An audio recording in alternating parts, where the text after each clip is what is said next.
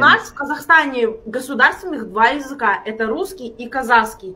Он нам первый раз, когда нам попался, он нам говорит, говорите по-казахски. Мы говорим, у нас в Казахстане два государственных языка. А вы по-казахски умеете говорить? Или вы, мы понимаем, но мы не говорим. Хотя, по сути, казахская земля – это русская земля,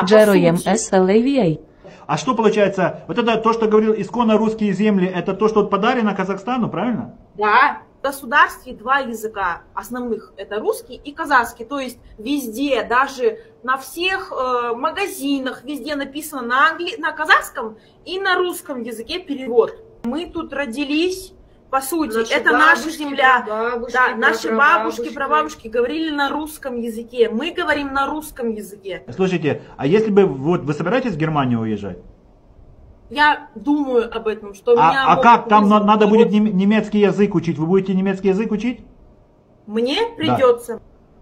Мне нужно будет выучить. Так, а зачем? Вы похерили казахский, зачем вам в Германии немецкий учить? Потому что в Германию мне надо ехать, мне нужно сдать экзамен на немецкий. У нас в школе преподавали как основной язык, вот с 1 по 9 это русский.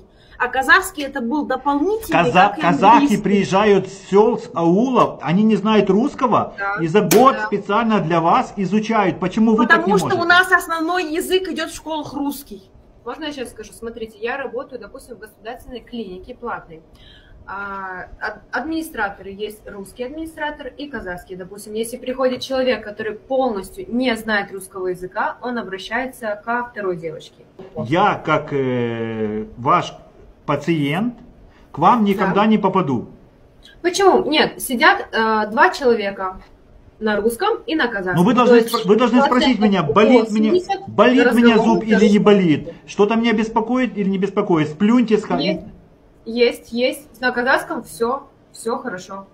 Как, если вы не знаете? Нет, два администратора сидят на рабочем месте одновременно. Два человека. То есть работодателю нужно нанять двух людей, да. потому что вы не знаете госязыка.